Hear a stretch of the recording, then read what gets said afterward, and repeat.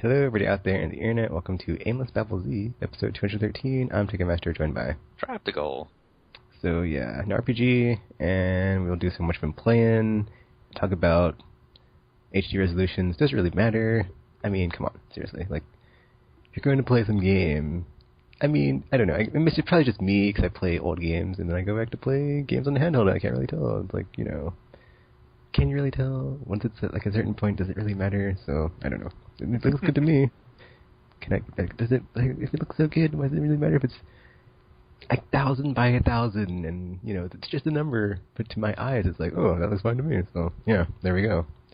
But, what you've been playing? You want to go first, Traptical, or do you want me to go? You can go. Alright, so Batman. Okay, so it's funny. Okay, so I've been loving this game, however, I just came across a major flaw in the game. So basically, it's... Okay, also the other thing is, like, I'm sorry. Batman. Gets me excited. So, last week I completely forgot to, like, address the whole, you know, people, like, a lot of the reviews were like, you know, there's bugs, glitches, blah, blah, blah, blah. I didn't have any of that stuff happen to me, so luckily I was, like, having a really good experience. And then, like, yesterday, though, like, I had, like, one freeze when I was, like, going for one of the Dark Knight challenges, so I was like, oh, what the F? But, whatever. Yeah. It was, like, one freeze, and yeah, it's annoying, but it's, like, that's the only one. If I would have had a ton, though, I would have been, like, a lot more annoyed.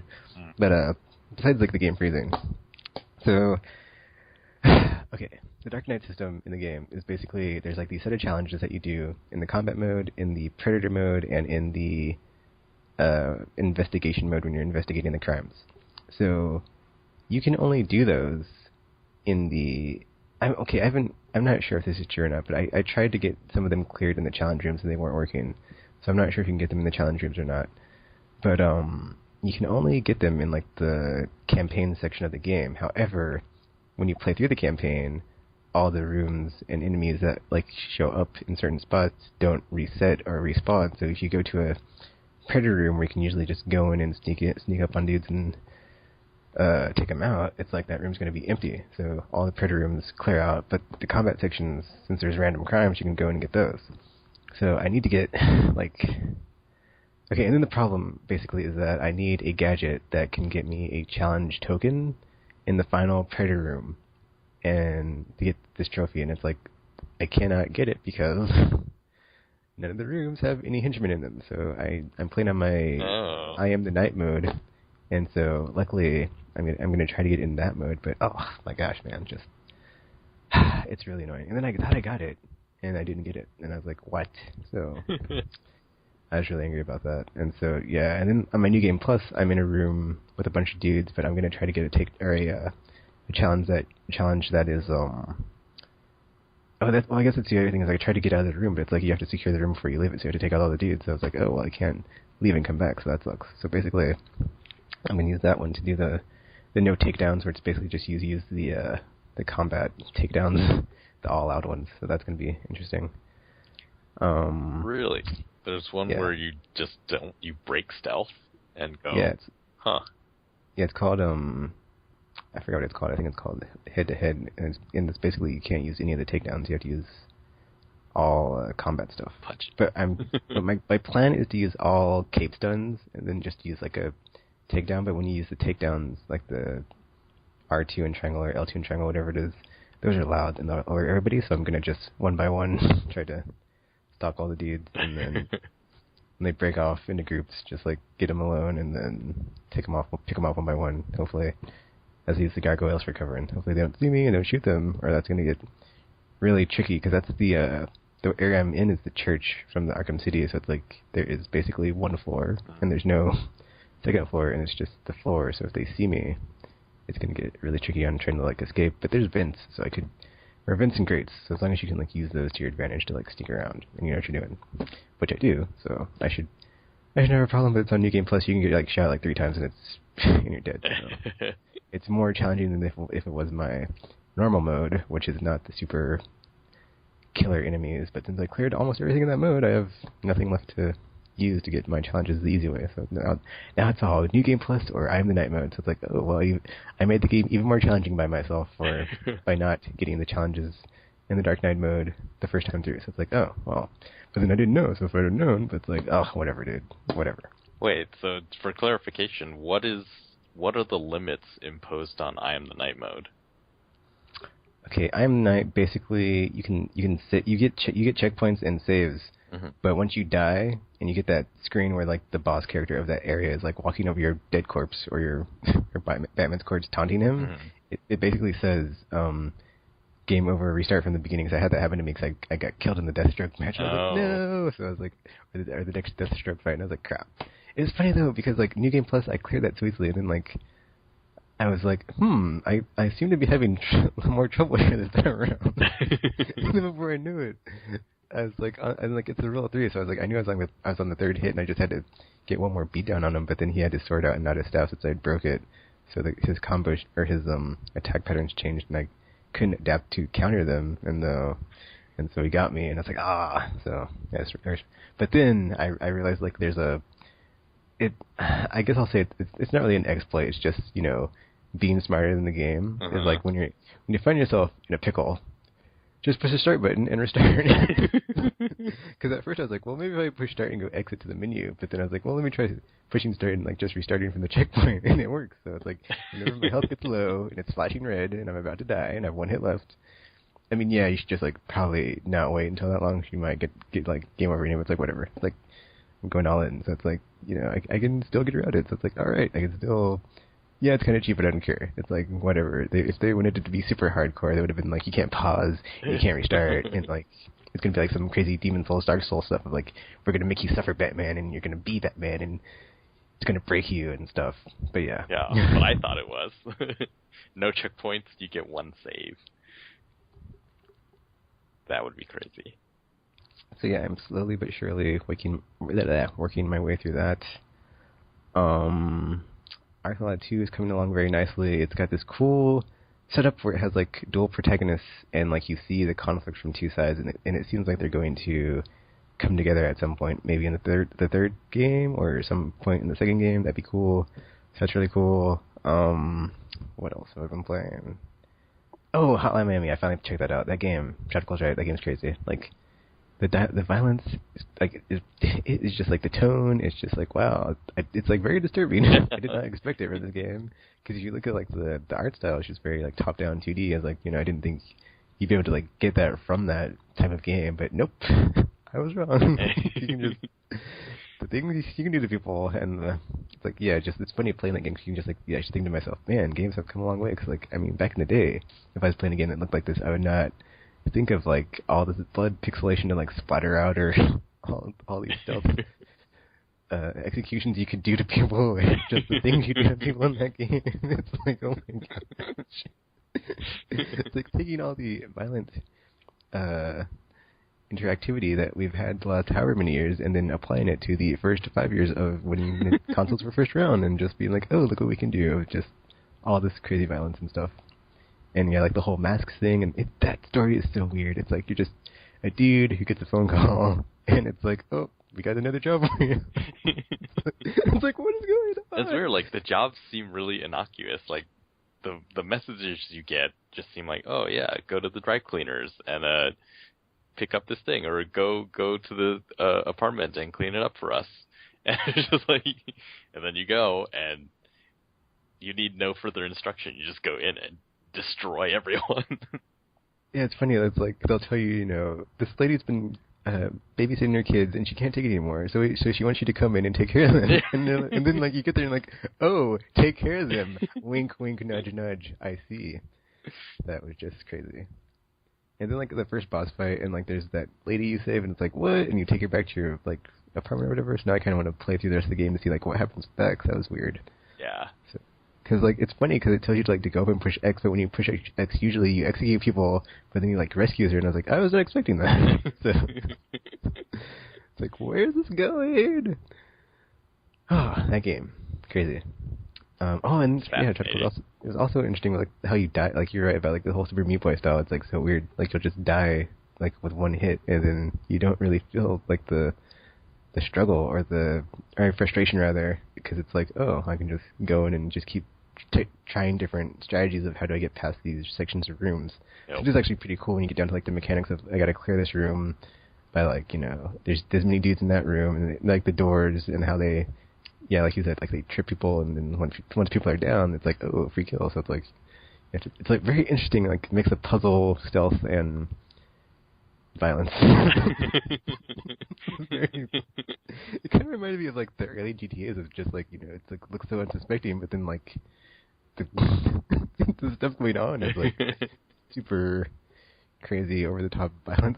So like, oh, I'm gonna shoot these people, or I'm gonna like when you get like melee weapons and like you just run through people and just like slash them with the katanas. It's like, whoa, that's pretty cool, but extremely violent, and wow, just yeah. Good job, Hotline Miami. Very unsuspecting, violent game, and yeah, you made a believer out of me. Borderlands 2, still playing daily loot hunts. Then I finally also played through, I think it was the Torg's campaign of Carnage or whatever, that DLC on the New Game Plus. And then today the boss was in the Tiny Tina's the whatever that one, the dungeon dragon thingy keep. And so I like had to play through that one. So I started playing through that, but I'm not all the way through yet. And man, it made me remember why I like that DLC. And like, it's funny, like thinking about that and like Mass Effect. It's like the DLCs that are really good are the ones that tie into the story and bring back returning characters from the campaign. And like, I think that's one of the things about Borderlands with like DLC in general is like the stronger DLCs will like tie into the story and like bring back characters that you like, but then the just side off, one-off mission stuff is kind of boring and like, oh, here's another mission with this random NPC we're introducing, but you don't really know, so you don't really feel that much for them, so you don't enjoy it as much, because like, yeah, it's the same mechanics and you get more game, but it doesn't touch your soul like the rest of the game does when you're playing. You're like, oh, this is so good and fun, and I enjoy it with all these characters, because yeah, the Dragon Keep is really good because it ties into the end and stuff. But then it's funny because at the end they finally say something about like the moon that like ever since you started playing, you're like, oh man, they're gonna have DLC on the moon, and they still haven't had it. So it's like, I wonder if they're even gonna have it, or that's gonna be in like the next Borderlands game. Because that would be crazy if they didn't even have it. It's like, what? They're teasing that since the ending of the first game, or the second game they teased in the DLC. It's like, come on, dudes, or the end of the season 1 DLC. So how could they not have a moon base? Well, I guess it'd be weird now since people are like level 72. Like, how do you? Yeah, that'd be really weird. The third one should be called Borderlands Galaxy. It would make sense if you finish the second game. There's a lot of vaults out there to go and explore or do whatever with. I was actually sorry. Getting excited. I was actually thinking about that when I was looking at like all the pre-release stuff for Destiny and like how it's in space and stuff, and it's basically open world, but like it seems like it's no loading. We'll see when like the game actually comes out. But like you just go to the planet and then you're out there, and then public events happen or whatever happens. PvP might happen, who knows? Or you're just out there on a planet, and then between the planets you get to travel and stuff. So it's like, well, it's like, can Destiny out Borderlands? But I guess like the tone and like the everything is completely different. So it's its own thing. It's like it's apples and oranges as far as like the tone, because like the characters is like there's no real humor. When I look at Destiny, it's like, oh man, these characters are so funny, blah blah blah. It's like way too serious and like up its butt. And then like Borderlands is just like, it just wants to have fun. So it's like, we can compare them because they're the same genre, but they don't really compare that well. Like, whatever. So yeah, it's not like you could replace one with the other. Or you could just, do the whole, not everything has to be mutually exclusive. You can't, not enjoy Call of Duty and Battlefield. You could just like them both, and then I'm sure I will enjoy both Destiny and Borderlands. Like I like Mario and Sonic. You can't not like Mario and Sonic. I don't know why everybody has to be so. Oh man, I choose this side over this side, and I don't like that side. Well, you guys, I'm a hater. Current Sonic. Well, yeah. Well, Sonic Generations, but then Sonic Lost World had like mixed reviews. That's like, yeah. I played Sonic Hedgehog 4, and I was like, I wasn't feeling it. So, but yeah, Sonic Generations was a nice, it could be. What could be, and then they ruined him again. So, yeah, I guess like once every 10 years, it's like the quota for good Sonic games after Sonic Adventure 2. So yeah. Well, I guess I haven't played Sonic Gyms yet, so I can't really talk about that one. But still, did I play anything else? I guess I'll make mention of my street passes on my 3DS of like back when I was getting a ton of Animal Crossing. Now it's like all Pokemon X and Y. So yeah, that's really interesting to see like the trends of like what people are playing on their 3DS by like the street passes you're getting. Have you seen any Phoenix Wrights? Nope. Really? I saw someone playing one of the downloadable games. I forgot which one it was, but that was interesting. But yeah, no, Phoenix Wright, mostly just Pokemon now. And like it's funny too, because it's like it's not even like I don't even get any more Animal Crossing. It's all Pokemon. I'm like, oh, so did people just stop playing Animal Crossing like Yukino and move on to the next one? They abandoned their towns. So yeah, it's like really weird. Cause I think of like, why can't Nintendo have like such like this amount of like content support on the Wii U like they can on 3DS? That's just weird to me. So I don't know. And just keep the hits run or keep the games coming out on a continual basis and be making people happy and put smiles on their faces like they know they want to. But for a reason cannot. Yeah, that's all I've been playing. Because I wanted to go back and do my reverse playthrough on The Wolf Among Us, but I still haven't got to. So that's all I've been playing. Well, this week the big thing was Call of Duty Ghosts, of course, and I did end up getting that. And actually finishing it. Oh, I actually finished 2 games this week. I finished Battlefield 4 and Call of Duty Ghosts. Wow, I know. I think I understand why they're so popular among so many people. If the trend is that people are having less and less time to play games, then these games are sort of perfect for that because they're really short. Although... Well, the thing about those is, like, people don't play them for the campaign, though. It's all about the multiplayer. And you can just jump in and play with your friends. Even that, too. Like, that's even shorter. But with the campaign, I think that's what it was. I sat there and was like, I know approximately how much further I have to go. And so I could actually say, okay, you know, even if I don't play a long stretch right now, I'm going to get through, like, half of the campaign. So let's do it. Although in the end, I think it did take me longer than 4 hours on each of them. Though I have no idea how long it actually took. But yeah, I feel like the reviews for Ghosts are pretty harsh this year. I know. I was like, I was actually enjoying watching them. I was like, oh, interesting. Like they're dinging like everything. I was like, holy crap. Yeah, it's weird. But then, I mean, when you look at it, a lot of the stuff, like there's parts that are,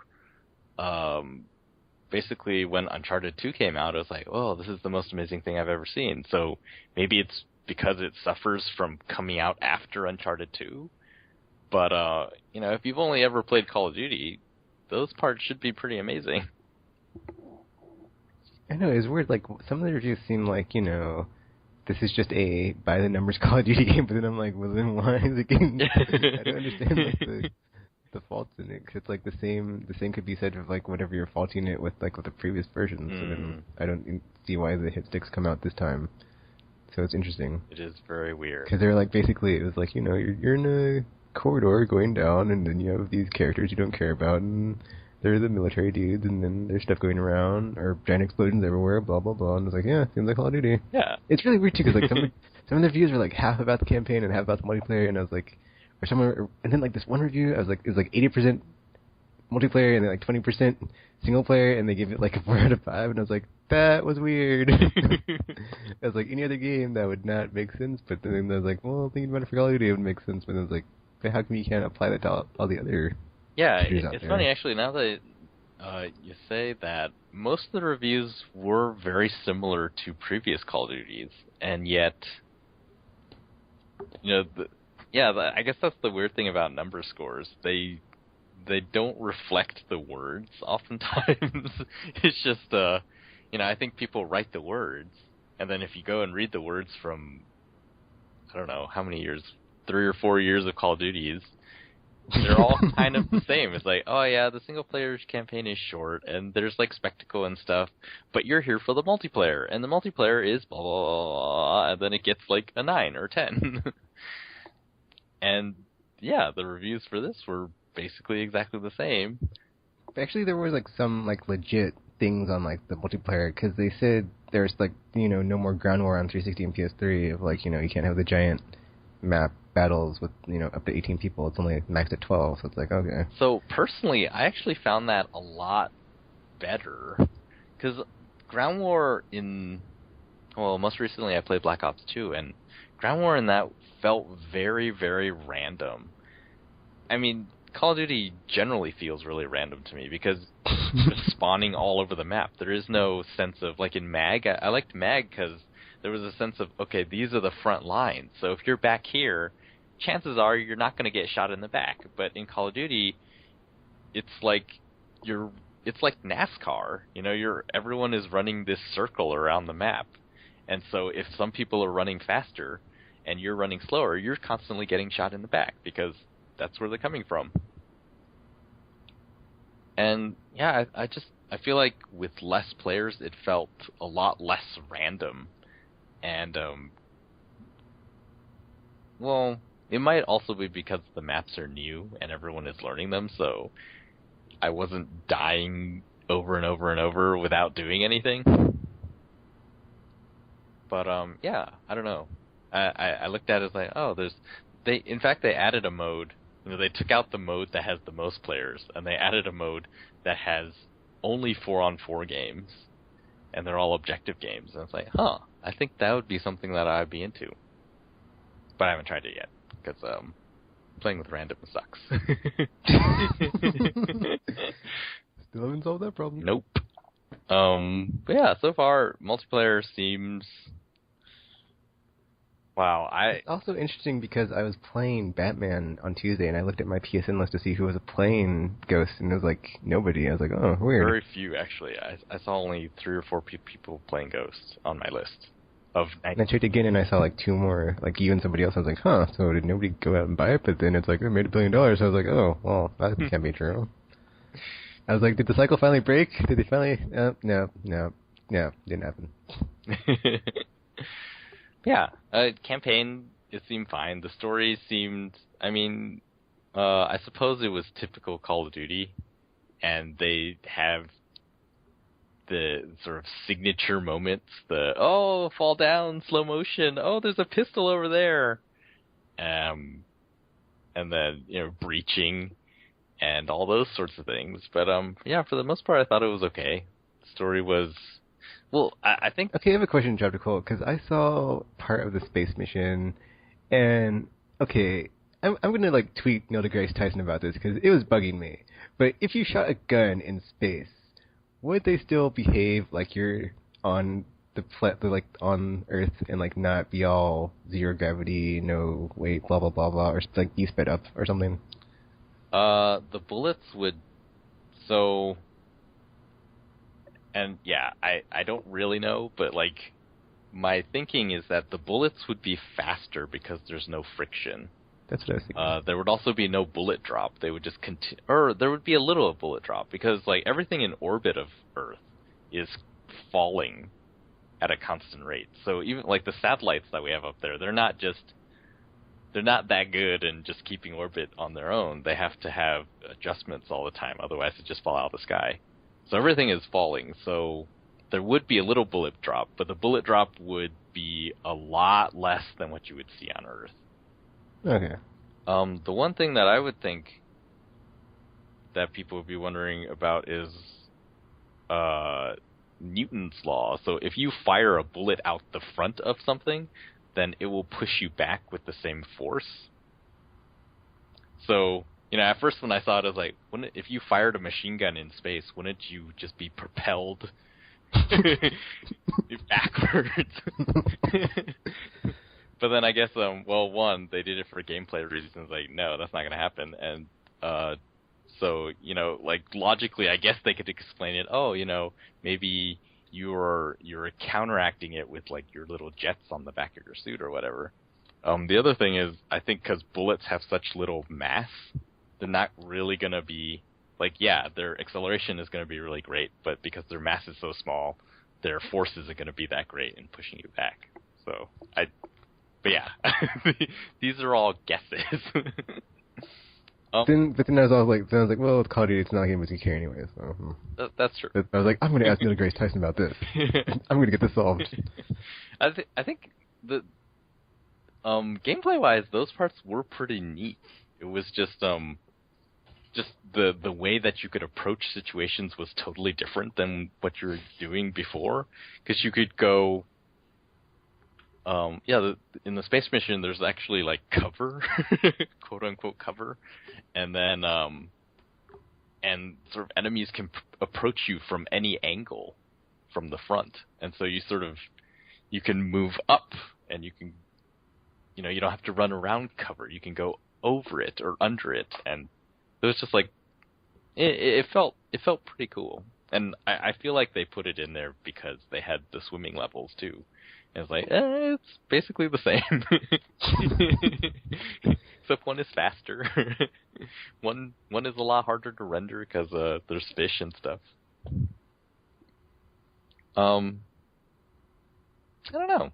I guess I'm okay with the Call of Duty stories. Although I feel like they have sort of lost something. There was a time when people praised Call of Duty over Medal of Honor because Medal of Honor was all about this one guy who ran through and basically won World War II on his own. And Call of Duty was like, no, see, there was all these other soldiers. And yeah, back in the day, you played as 3 different soldiers, and there were different fronts. And you were just one soldier in a million. And people thought, oh, see, this is more realistic. And then Modern Warfare, I think the first one felt sort of, air quotes, realistic as well. But then you got past that one, and it became very samey. Yeah, well, it's just like you became the Medal of Honor. It's like, yeah, these 4 guys won this war by themselves. The world was at the verge of apocalypse, and these 4 guys stopped it. Well, that is true, but like it was always the dudes that were like closer to or like high up in the conflict. Of like they're this like specialized squad that's like meant to deal with this situation. Yeah, like Task Force 141 and like stuff like that. Well, see, because I played both of them recently, so I've been sort of looking at them. And Battlefield 4, I think the difference, what makes it feel more realistic is you're the guys on the ground. And wait, Tropical, you just went from like Battlefield to Medal of Honor from Call of Duty to Medal of Honor to Battlefield. Right. So you mean Medal of Honor? I'm comparing Call of Duty to Battlefield, like the most recent ones, and I think the difference is, in Call of Duty, you are the guys doing this thing, your military thing, and then as a direct result of what you do, the world is saved. So in this one, it's like, oh, there are missiles pointed at America, and you run in and you stop the missiles, and it's like, yeah, we saved America. Whereas in Battlefield, you do this thing, and it's similar type stuff, but then it's not like the direct result of your actions isn't that the world is saved. So for example, like and who knows what the impact of this is, but yeah, like any secret, military operation, can we really say that alone is the thing that saved the world? Usually it's not. Usually it's that happened. Oh, it's like a coordinated effort. Yeah, it's like multiple things at the same time. They did this thing, and it was very heroic for them, and then that was like one part of the puzzle, and a lot of other things happened, and it's like, okay, as a result, years later we can look back and say, all these things together saved the world. Whereas Call of Duty, it's like, we stopped that guy from pushing the button that said, destroy Earth. That's a perfect analogy. I was like thinking as you were talking about it, it's like Call of Duty is 24 because you're Jack Bauer, and then Battlefield is Ghost in the Shell standalone complex because you're Section 9 doing like all the other stuff. Yeah. Or like not doing all the other stuff, but like you have multiple people on your team that like specify in like certain things, and it comes together as like a plan. Whereas Jack Bauer's just like, I'm going to shoot you in the leg, don't tell me where the nuke's at. Something like that. Which was really the case in this one. Like, or I don't know, Ghosts. Yeah, actually, Ghost was like that too. Ghost was you 4 guys saved America. And See, it's funny from like watching the reviews. It made it seem very much like they're like basically summarizing the plot when they're like talking about America gets attacked, blah blah blah. Years later they're on the rebound. I was like, this sounds a lot like Modern Warfare 2, dude. It's like the same story. But then like it's funny because like in all the reviews they're like, this is not that great of a story. So I was like, oh. well, yeah, like one of the reviews was saying the premise was interesting, where it's like, oh, the bad guys come and they take out America's military and whatever, and so you were sort of like the last. You're fighting for America's survival, and they thought, oh, this would be a neat way to introduce, because in the other Call of Duties, you're armed to the teeth and you got air support and all this stuff that the U.S. military has, and if you're on the back foot, you shouldn't have all those things, and yet in Ghosts, you still have many of those things. Yeah, it's also mentioned in like one of them that like you start off as like a normal dude who has like no combat experience like Far Cry 3 style, but then somehow throughout the course of the game you're saving the country. I don't think that's the case. I think it's very clear, even though you don't have a gun in the beginning, it's very clear that you are a military family, that you probably work out. Although you never see yourself, so who knows? Maybe you're a fat guy.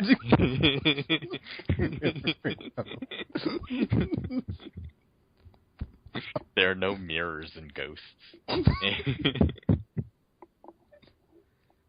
But do you have like combat experience though?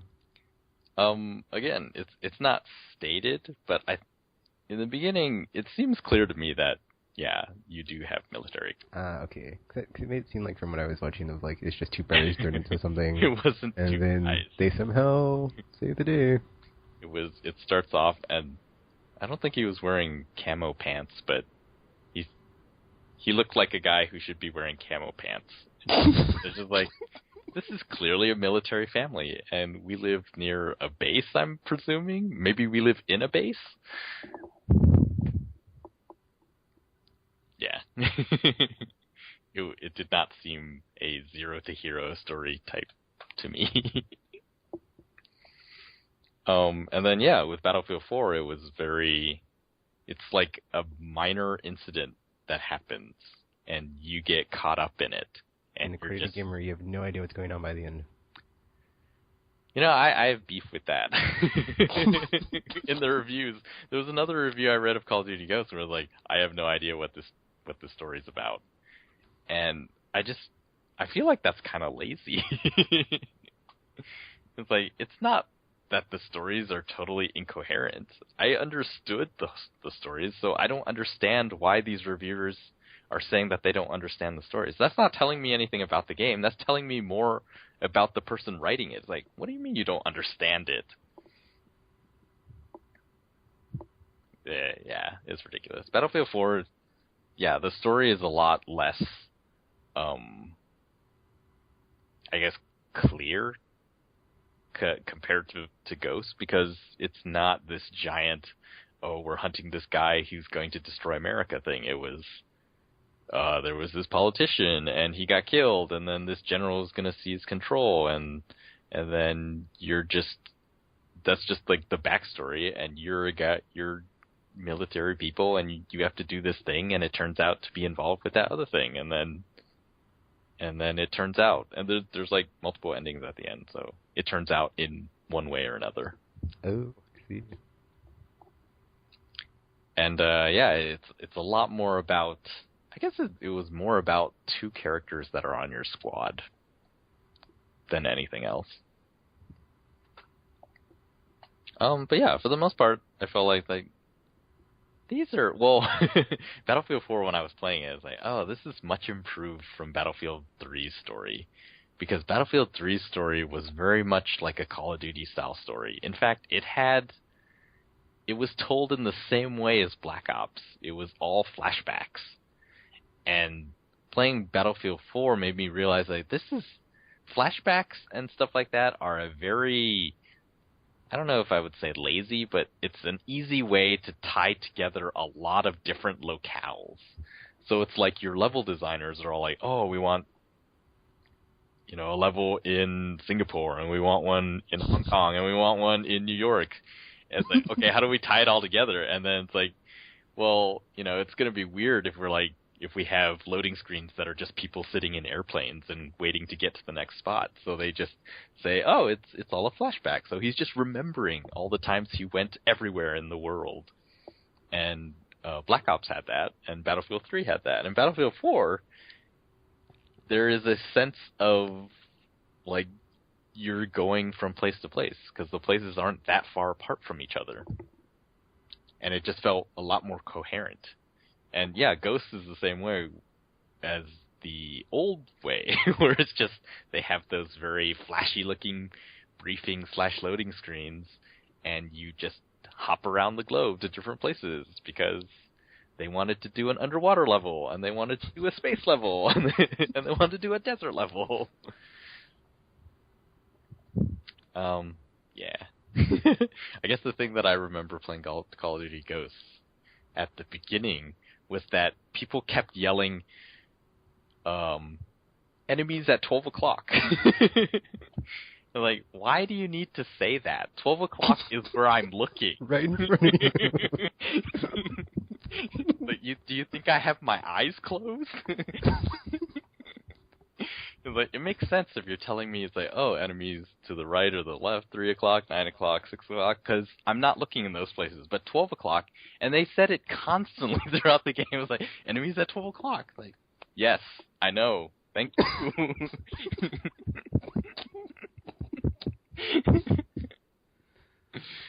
Yeah, it got kind of ridiculous. Like, please stop. Are you? Is this hazing? Are you guys telling me that I'm not elite enough to be a ghost? Hey, look, they're in front of you. And there was a lot of times they kept telling you to keep pushing forward. That's the same in all Call of Duties though. It's just like keep pushing forward. Why? We're almost there. I guess I didn't try this out. I know that in World at War, and I think the previous one that Treyarch did, there were parts where if you didn't push forward, the enemies spawned endlessly.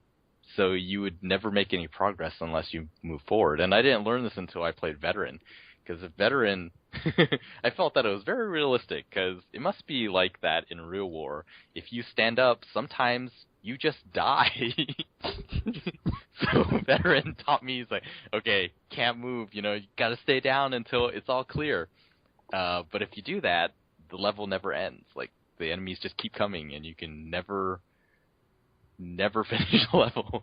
And I was wondering, does Ghost have that too? Because is that why they keep telling me to push forward? They didn't actually tell you to do that in World at War, which I think would have been helpful, because I didn't know until one time. I think it took me like 2 hours to get to the first checkpoint on the level. Wow. And I was like, surely I've killed all of them by now. What's going on?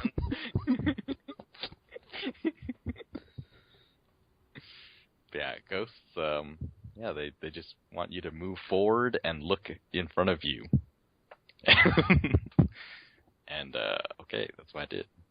Clearly set up for a sequel, so Ghost 2 coming down the line. Extinction Mode, the one where you fight aliens instead of zombies, is actually really neat and pretty...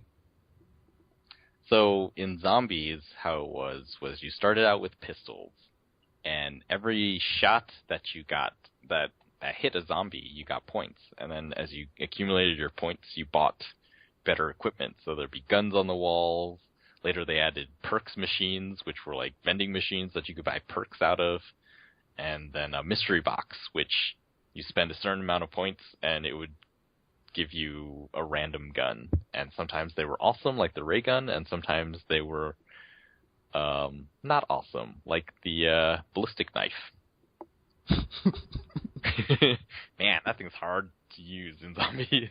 And yeah, you just kept fighting waves, more and more waves of them, and the maps got super intricate, like you had to pay to open doors to get to other places, and then you could pay to turn on these like teleporters in the latest one, and then you had like a pack-a-punch machine, which is you pay points and you put your gun in, and a more awesome version of it comes out.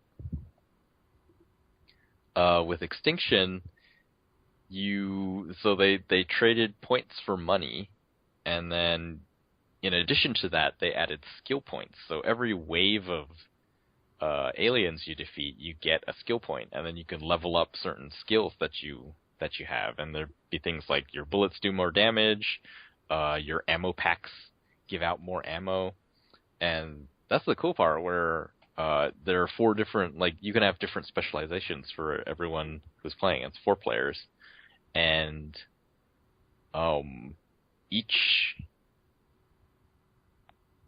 I guess the strategy is having each person specialize in a different not class. There'd be perks, but just like, because like, so the points you use to level up these attributes, and then the money you use to buy things that you need to survive. So like more ammunition, you buy it, and then you like pull out an ammo pack and throw it on the ground, and then you can level up those ammo packs with points. And so I think, and then there's like lots of different things that you can buy with the amount of money, but you can only bring 4 of them in per game per person. And so it seems pretty intricate, and the aliens don't hit very hard, but they move a lot better than zombies do, and take a lot more bullets. Well, at least initially. Later, zombies took a lot of bullets too. Yeah, so far it seems like a pretty fun mode, though I think there's only 1 map. Yeah, that's what I heard from reviews. Mm-hmm. So obviously you're going to be like, oh, you want more? Here's a map pack. Buy it. Oh. Well, I hope they release more. But I don't want them to... Well, what can you do? Like, shouldn't they just ship the game with more maps and not be like, oh, we're going to bend you over for each pack that you want more maps for? You know, I feel like, and I felt like this for years, Infinity Ward feels like they're the A-team. And, you know, in the beginning they deserved it, but now their A-team feel means that they look at Treyarch's games and just like, they add that thing, well, we don't care, and we're just not going to do that. And I think people would have been upset. Like, Zombies has become really popular. Black Ops Zombie is really popular, and so I think people would have wanted Zombies and Ghosts. And Infinity War is just like, no, not going to happen. But sort of a compromise. Here's an aliens thing that maybe you'll like. And that maybe you'll like. Yeah, I feel like it's sort of it's a concession, so that's why there's only 1 map. Like, yeah, we're not really into this. And then later, when they see lots of people are playing it, that's probably going to change the DLC plans.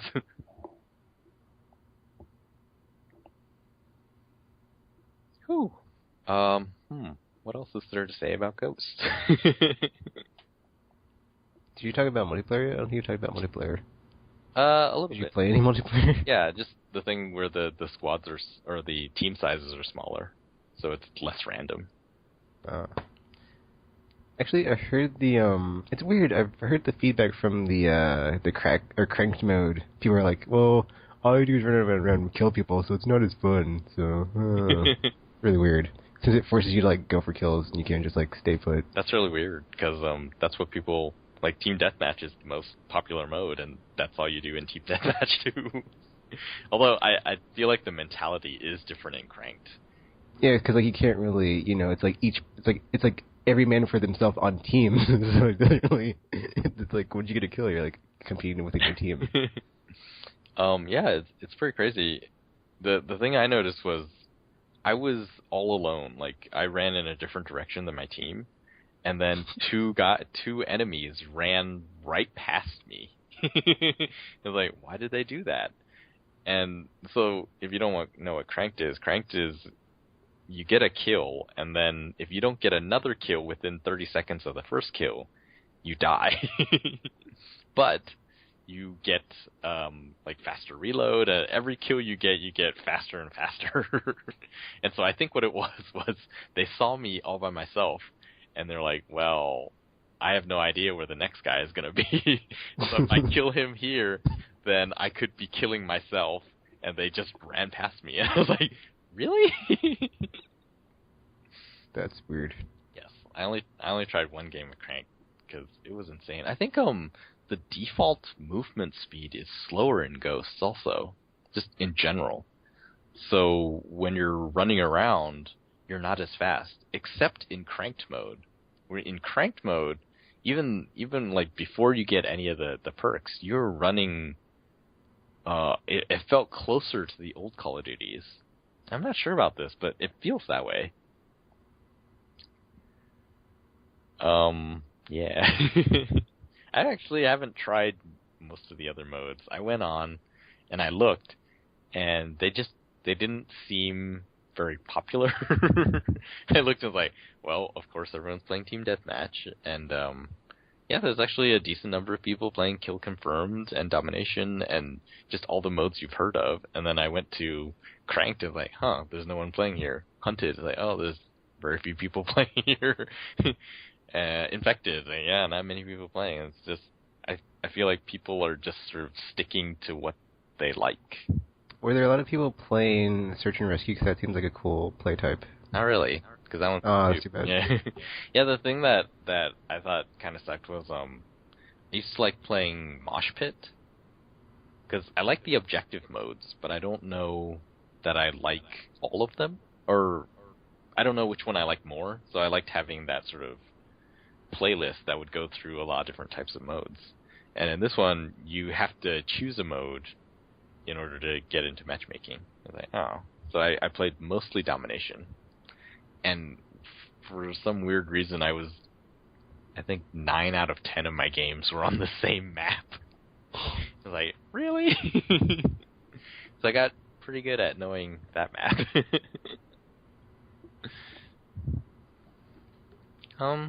Yeah, as far as multiplayer goes, I think I haven't enjoyed Call of Duty multiplayer in a long time.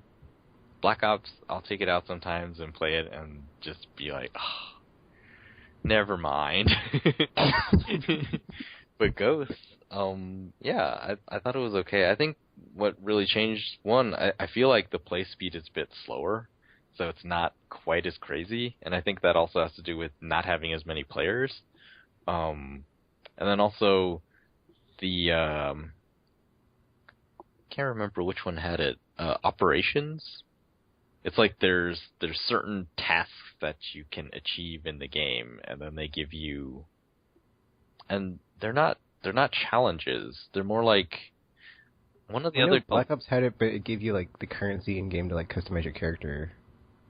But I'm not sure if that's the same thing. Yeah. So it's like hourly and daily and something.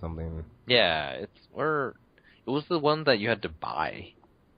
Remember there was one you had to buy challenges of some sort, and then if you that was did it, you got more money. Okay, yeah. Ghost has a similar thing where it gives you 5 or 6 different operations, and they have to do with different aspects of the game. So one will be, accomplish something in a certain game mode, like capture this many flags or whatever. And then all the customization is I'm not really sure how it's tied to anything. So you level up with XP, but I don't know what that gives you. Because in addition to that, you're also earning something called squad points. And right now I'm only like level 7 or something, but I have 18 or 19 squad points. And I don't know how I earned any of them, but buying guns and attachments and perks and all that is tied to squad points and not your level. So they're sort of separated. And I know that some squad points you can earn by achieving these operations.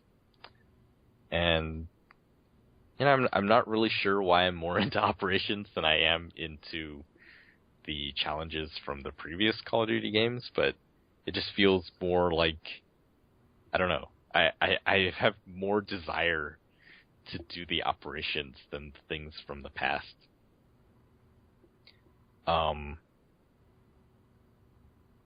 What else? Yeah, Laylokin is in our Twitch chat. So hello, Laylokin, and he said they should offer rewards for playing a type of mode each day, like Experience Plus or such. I don't know if they do that. Yeah, as far as XP, I haven't really understood yet. I don't know how the progression system works. It's very confusing. There seems to be a lot of stuff going on. That's what a lot of the reviews said. They're like, oh, really? Whereas Black Ops 2 was really streamlined and simple, Ghost is really complex and deep, but very hard to understand. Like what you're doing. Yeah, it's crazy. So my experience was you start and you create a soldier, and then it's like, okay, hit X, create a soldier, and then it asked me what loadout type would you like your soldier to have. And there was assault, there was recon, and things like that. And I was like, okay, fine. I chose assault. And then it gave me 3 different loadouts for this one soldier. And then, apparently, with your squad points, you can buy more soldiers. And then, so, I think you can have something up to... Man, the list was crazy. It was like 12, 16 different soldiers. And in addition to that, the squad points also are used to buy perks for each of those soldiers, and attachments for... I guess attachments and guns for the soldiers. And then so... And I don't know how you get squad points. I'm just not sure how it happens. Maybe it's some of the text that's popping up while I'm playing the game, but there's a lot going on, so I generally can't read it all. It's very crazy, but I'm sitting there, it's like, oh, I would like to see... how this squad point thing plays out. Because it is kind of like the Pick 10 system in Black Ops 2, where you have, I think you can choose, or so your perks each have point values associated with them. So certain things will cost more. I think like Sleight of Hand costs 2 points to use. And you'll have a total of between 8 and 12 points that you can allocate to perks. And the number of guns and equipment that you bring sort of determine how many points you have to allocate to perks. And so you can do things like, oh, just bring a knife, and then you have 12 points for... Which I want to do. Chapter code, I was thinking that chapter code 20. I want the knife, and I'm what's the lightest gun so I can get this weight bonus? I'm going to buy all of the silence perks, so then I would just be totally invisible. And I'll eat my knife and I can steal someone's gun. Yep. Well, it's neat. Like some of the kill streaks they've changed to, and I also like the return of the support strike packages, because I can't get kill streaks. The only thing I ever saw in Black Ops 2 was the UAV, because I could never get above E. Wow. And so with the support strike package, you keep your kills even after you die. And it's like, oh, that's great. So I can actually see some of these kill streaks. And they changed the ammo pack, which seemed sort of useless before, because people are dying so quickly they never run out of ammo. They changed it so that in addition to giving ammo, you can also stand next to it and swap out your gun, and the ammo crate will give you a random gun. And sometimes they're awesome. Like one time, I walked up to one and I switched out my gun, and I ended up with a minigun. I was like, that was in there? The box was so small. And yeah, so the kill streaks are a lot more hands-on now than they used to be. It used to be, oh, you just push a button and there's hundreds of little drones flying around, and they're auto-seeking, so they just plop down and kill a ton of people, and you just can't escape. Now, like even the UAV, which is gone, they have it's like a little radar. Yeah, I saw this on someone's radio thing. It was basically it's like an area effect radar. It's not like a whole map radar now. You just plop it down on the ground somewhere, hopefully hidden because it can be destroyed. So that is Actually, this is not a recording. This is live. Although it is also being recorded. Yeah. So it's both. Yes. I don't know. I think Call of Duty Ghosts is fine. And I guess the reviews haven't been terrible, but I don't know. It does feel like a chink in the Call of Duty armor, which,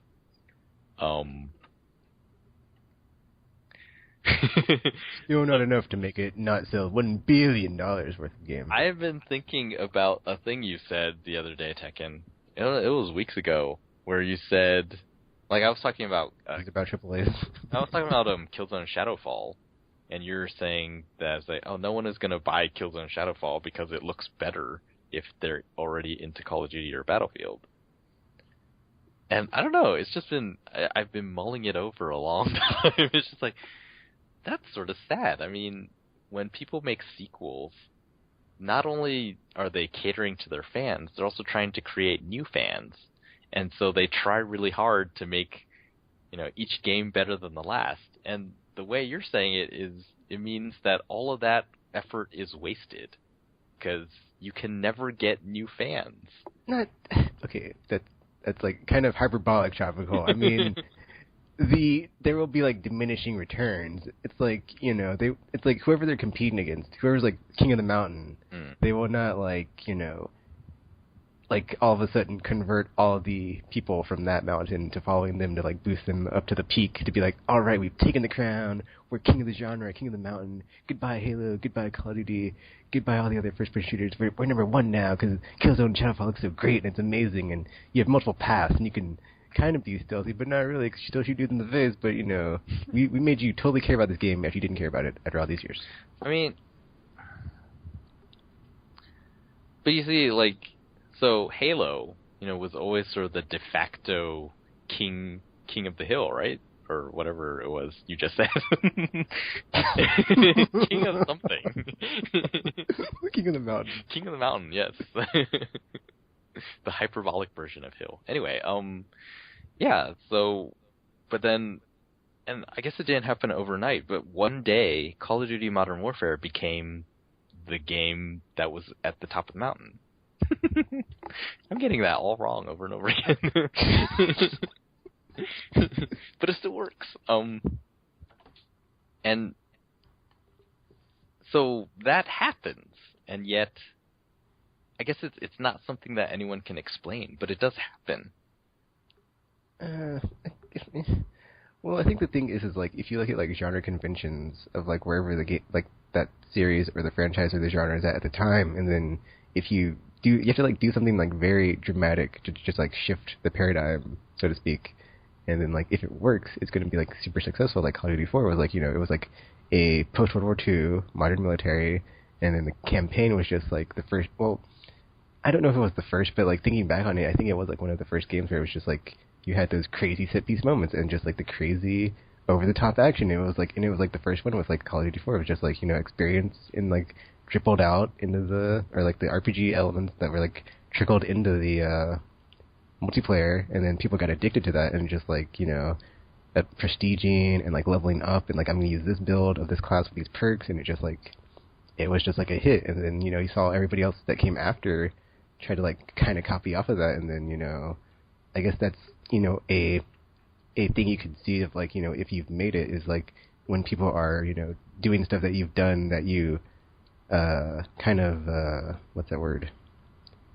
Pioneered as far as like mechanics or whatever. So but I guess like since like Modern Warfare or Call of Duty 4, there really hasn't been like a first-person shooter like to come in and be like, I'm going to shake things up and be extremely different from like what's part of the course for the genre or this franchise, and then be super successful. It's just been like, we've had Battlefield and Modern or Medal of Honor being like super samey, and then you have all these other like same genre, but like it's just very apples to oranges because it's like super sci-fi like Halo or Killzone, and it's just not really similar. Or you have games like like Deus Ex, where it's like, yeah, it's first person, but it has like so many RPG elements, and it's trying to have like a deep, cohesive single player experience to where it's not really it's in the same space, but it's not really trying to compete like head to head. Where it's like right now it's like Battlefield and Call of Duty are just like so like trying to one up each other, but like Call of Duty you can clearly see just from like the sales numbers. It's like it has the upper hand, and it's not really going to change anytime soon. But see, that's the interesting thing, and I guess no one really knows the question or the answer, but. And yeah, it's like that thing we were talking about with Grand Theft Auto. How does someone beat Grand Theft Auto? How do you beat Call of Duty? And I think anyone knows the answer. And I think it's one of the... Go ahead. I think it's something that will just happen. I don't think you could design it, but I think because right now, I feel like Call of Duty, Battlefield, and Killzone all sort of have their own thing going for them. So, a lot of people who complain about single player in Battlefield and Killzone or Call of Duty being too short, like Killzone has your 10-hour shooter campaign. So, that's something that Killzone has. In the next gen, I guess even the casual observer is going to look at Call of Duty and play that and be, I don't know if they can help not being slightly disappointed because they're going to buy a new system and then they're going to buy the game and then play it and be like, this is basically exactly the same as the previous generation ones. And that's why I canceled my PS4 pre-order. It's even gonna, I was like, this is all the same. it. Like, these are all the same games, and this isn't... until we get something next year that's, a new IP or something like Watch Dogs, which I would have liked to have played at day one, but since it's been delayed, why even bother? So I was like, And, yeah, I do know I can be like, oh, well, all the indie stuff's new and interesting and refreshing, but it's like, looking at what I've been playing over the last 12 months, it's like, there's not a lot of indie games on that list. So it's like, it's not going to change my gaming habits and just, convert me to, seek out and try new things. Even though I do that, it's just not, on the level of doing it like I do with, every month. And it's like, oh, what's coming out this month that I'm going to play? On my voracious monthly game appetite, I just go and crack out on it for, 12 hours on a Tuesday and just oh, yeah, I finished it. And then it was great, so... Yeah. But I was going to say about why I think the Call of Duty has a really big appeal is I think in GTA as well is it has the setting of a contemporary modern on Earth in the circa not some or the setting is basically present day. If it was a movie opening up, it's present day or not too long in the distant future. It's very close to what you're familiar with, so it's not so far removed in a sci-fi setting of space and aliens of oh, I can't really relate to that if I'm not into that genre. But it's compared to Battlefield though, so from what you've seen, do you think that there's a chance that Battlefield 4 becomes more popular than Call of Duty at the start of this new generation? At the start, no, but I think the thing with Call of Duty is just the brand is so strong that it's kind of hard to overcome that. So it's just something that people do almost by habit. It's Call of Duty. Because going into the comment sections I've been reading is you can see people that have broken away from Call of Duty and actually appreciate Battlefield more because it is more authentic as far as a warfare experience of a giant battlefield. No pun intended.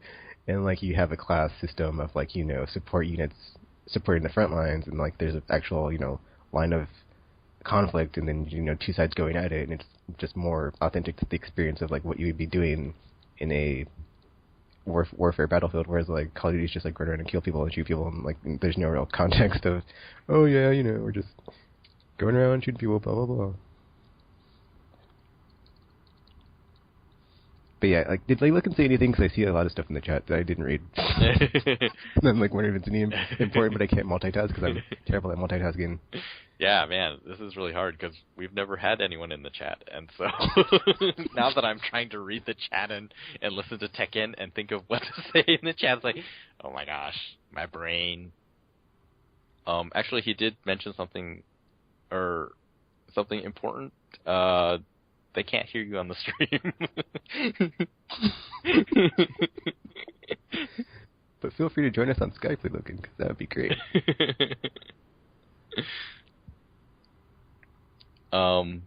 Yeah, Tekken. He said with the franchise where it's at, it's kind of hard for people to jump in without knowing what the heck it's about. So kind of only the fans would touch it.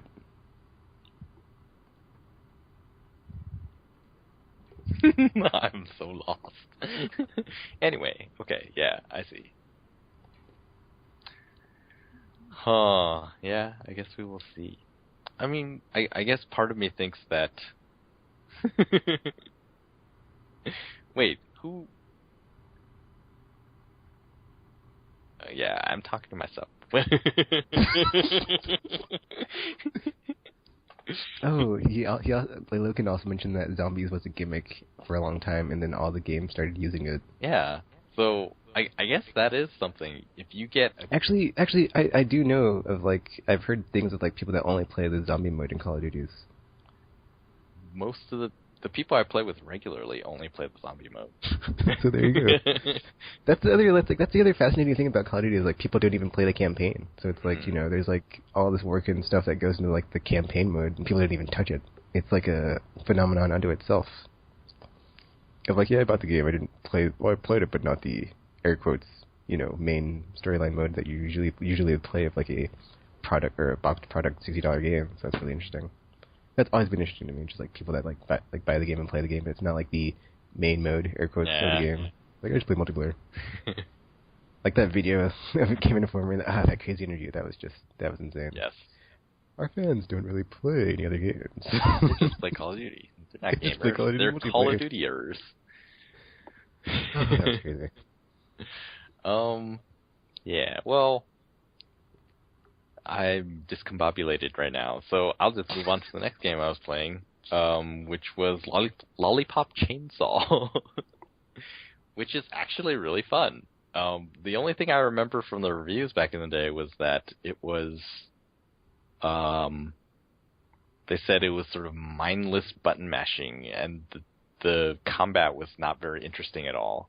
And I have not found that to be the case. True, you start with very few moves and stuff. You have to actually buy them as you progress. But yeah, it's a very sort of grasshopper manufacturer style game. So it's crazy, and there's weird stuff going on, and yeah, it's pretty fun. I actually played through, oh my gosh, I only played 2 levels, and it took something like 2 hours. So who knows when I'm going to finish that one. So many games. And then there's another one. Blackgate. What happened? Oh, I got stuck a lot in Arkham Origins Blackgate, because it is... I guess I'm just not used to this type of game. It is very hard. And this isn't... I don't know if it's necessarily like, oh, I didn't see the big red button, and so the door won't open. It's just... I walk into some areas, like, okay, there's a locked door. There are spikes above the door, so I can't go over it. And if I go back, then I'm back where I was. Like, and I need to go through this door, and it took me a night of thinking it over before finally it's like, oh, okay, I think I know what to do. And yeah, there's just been so many areas where I'll think and walk back and forth and just keep backtracking and going forward and backtracking and going forward. Like, and finally it's like, oh, there it is. And then finally I get through it, and then it's like, yay, and I get that sense of achievement for about a minute, and then it's like, ah, crap, okay, how do I get here? It's just like, it's just... Games have made me lazy. It's funny because I was so having so much, like, enjoying Arkham Origins so much, I looked up the reviews for Blackham, I made a portmanteau. Batman Arkham or Blackgate, and then is like, oh, you know, it's not really essential if you've already played Arkham Origins. But then it was interesting because it takes place after Origins. So I was like, oh man, I want to see what happens after, because I played the game like almost 3 times already. So it's like, oh, it's like I already want more, and it's like I'm at the part I'm itching just to like have more new content. I was just like, well, I saw the reviews and they're like, not necessarily essential, but they weren't saying it's a bad game. So I was like, I'll just wait for price drop, because right now it's just 2. Yeah, it's a really different game, I think, because my impression of the Arkham games on consoles is just, it's very, there's a lot of combat. You know, the Predator stuff is almost less significant to me now. It's all about the combat for me now in Batman. And so in Blackgate, the combat is not as, well, first of all, there's not as much of it. So far, anyway. I've beat up very few thugs, and then it's just not as, I guess, interesting. Because in the console versions, you have a lot of options in combat. You can just punch, you can do your cape things, and then from the cape stun you can do the air attack thing, or you could do the beatdown, and then you throw in all the gadgets, and there's just all this stuff you can do in combat. And see, it's like what they need to do for the next game is like apply all the stuff that they've been like iterating on the combat, and like do that for Predator. 'Cause, like I agree with you, like the Predator stuff, it just doesn't. It's a lot more limiting, I think. Yeah, I don't gravitate it towards it as much as I used to, because it just feels like you use the same takedowns on the same enemies, and it's they haven't really done anything to like revamp that mode. Yep. Like there was a part in the game, or one of the challenges, wasn't it? It was like finish an entire Predator encounter with just the silent takedown. Probably. I wasn't paying attention to those until like after I finished the first playthrough. Really, I was like, oh, I didn't even know this stuff was in here, and I was like, oh, and it was funny. Early ones, and it's just like, that is really weird, because in the other games, it was all about variety. So if you did a lot of different types of takedowns, you got more points or experience or whatever. And that one is like, you want me to do the same thing over and over to lots of these guys? Like, that feels weird. It's actually interesting, though, because like a New Game Plus, when they add armored enemies into the Predator room, since you can only take them down with loud takedowns, it makes it a lot more challenging. So that was a nice touch. Yeah. I think what they should release is just the combat challenges on Vita. And I would just be playing that all day. I wouldn't... Oh, man. I would still probably buy other games, but I wouldn't be playing any of them. I would just be playing that over and over. See, I really wish like Arkham Origins was on Vita, because man, if it had like the cross game where it, like your progress like carries over between the two, I would just be playing that nonstop. I don't even know if I need the full game. Just give me the challenge rooms, and not even the Predator ones. Just give me the combat challenge rooms on Vita. And I know, it's like after I finished all the combat challenges, I'm like, oh, DLC, cannot get your son enough. Oh my gosh, it's like back in Arkham City, where it's like just I'm like a fiend for it. Just cannot like I'm already gonna buy it. It's like I don't even care what the price is. You can charge it $60, WB Montreal, and I'd buy it. It's like, shut up, don't give them ideas. It would be amazing. Yeah. No, I guess I haven't played that much. Although I played games. See, now it's going to be really hard, because I said I would beat 2 games next week, right? Well, you still haven't finished Beyond. I know. I know I have the games to beat. I just don't know if I'm going to be able to do it. So, yeah, RPG was saying Beyond, I'm near the end, so probably that one. And then, what else is there? I guess Grand Theft Auto, maybe? Or I don't know. No. Well, like your time budget, that one could take a while. The stories don't tend to take that long, do they? Well, or is there? It took me like a day of not sleeping, track of all, because all I did on that.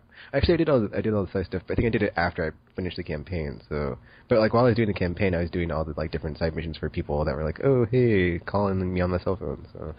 I don't know, it could take you less time, but it's still a long game. I feel like Batman is a long game that I also probably won't want to rush through, because I like the feel of being Batman. So, what else was there? Maybe Puppeteer or Splinter Cell? Jeez, I keep forgetting it. It's just Splinter Cell. It's just like, man. How long is that one? That one... Not too long, I think it's at least 12 hours. Crap. Oh, no, wait. I think I've played 2 hours. But I know Puppeteer is pretty long, actually, so maybe not that one.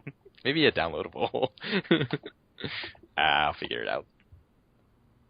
But yeah, that's what I'm going to play in this week. Alrighty. Well, do you want to save the resolution thingy for later? Because we could just like wrap this up with like a nice one shot of that's what we've been playing. Sure, sounds good. RPG's not here, so... Yeah, and the resolution thing is... Well, I think we are at odds on this. I think it does... I don't think it matters in all cases, but I do think it does matter in this case. Just because... See, it's like, it doesn't matter to me, but I don't really have that strong of an opinion on it. Mm-hmm. And then, like... It's like thinking about, I have games on PC and console, but I was just, like, double-dipping, and, like, I guess I just don't even think about, like, oh, which version is technically superior to the others. When I go to buy them, it's just like what piece of hardware would I like to play it on, and I never play my PC games anyway, so unless I can get it like first on Steam, like I did The Wolf Among Us, and I'm just gonna pick it up on that. So. Because I think in this situation, we're looking at two hardware that aren't released yet, and we don't.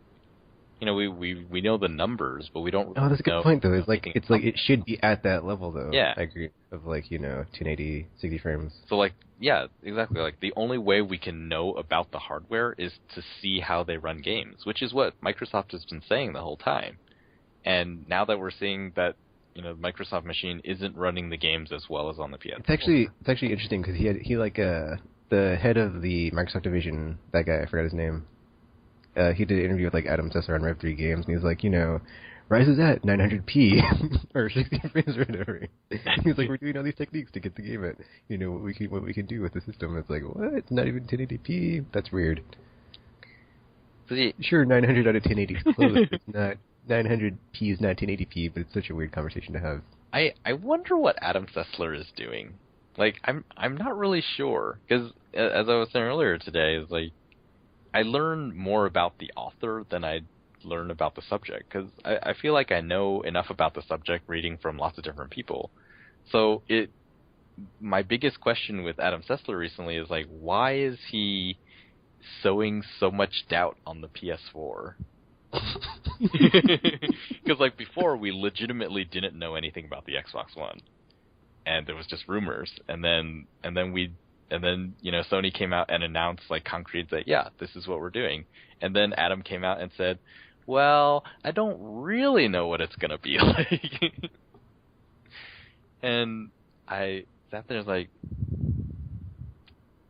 I don't know how to attribute that. Is that poor imagination? Is it or you don't believe, you think that they're lying? And then... Well, it might just be years of experience have made him a hardened, skeptical. Hardened, weary, skeptical. Because even I went back to watch the PS4 unveil announcement and the E3 stuff, and I was like, oh, Gaikai 2014, I can just wait then to see if it actually comes to fruition, and then I will get one. And I'd be like, oh man, only to be let down again and be like, oh, Sessler was right, cursed you. Because even had that Sessler something of you shouldn't pre-order PS4, and then they delay Watch Dogs, and it's Sessler was right. Why did I go against his word and pre-order? Spell psych out? Psych out. Yeah, it's just it felt very strange. So he thinks that they're lying, or I don't I remember in those Sessler somethings he didn't even talk about Gaikai, which is. That one, yeah, okay, we really don't know much about Gaikai. But it was just things it was just vague. It was just vague doubt. It's I don't know.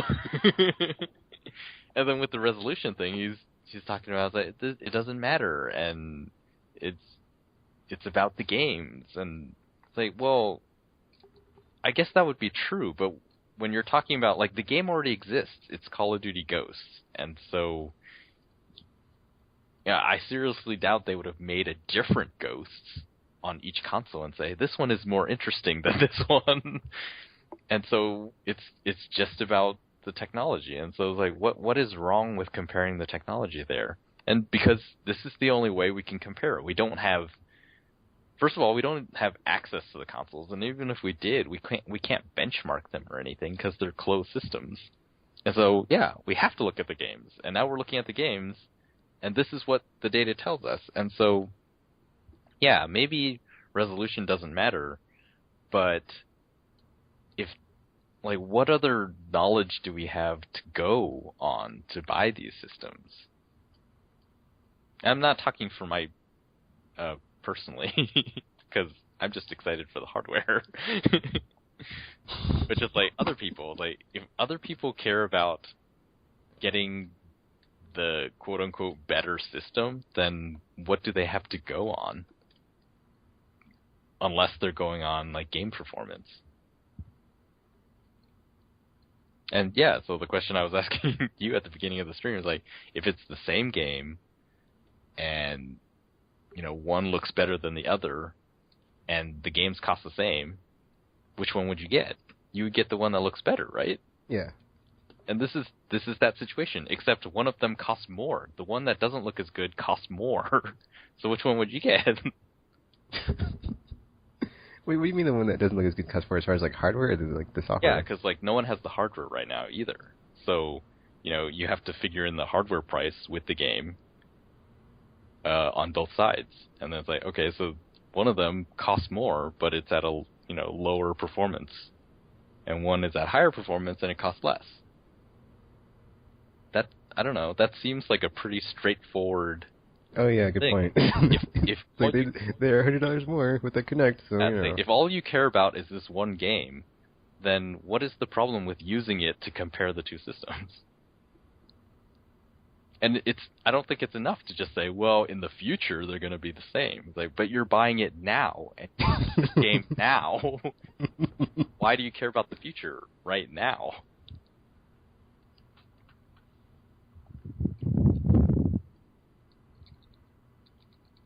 Anyway, all right. I guess that's a preview of the resolution thing when RPG returns.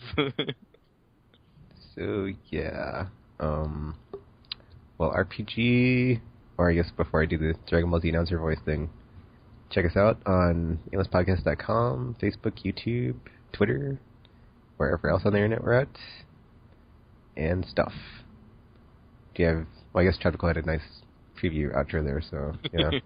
What will happen next time? So yeah, will RPG reappear to be on the episode? Will we finally get more people in the chat besides Logan to give us stuff to talk about, which we can maybe keep up with while we're discussing it? That was very good training. What Tekken Master and Tropical finally have it out about game resolutions and stuff. Find out on the next episode of Aimless Babble Z. Just another quiet day.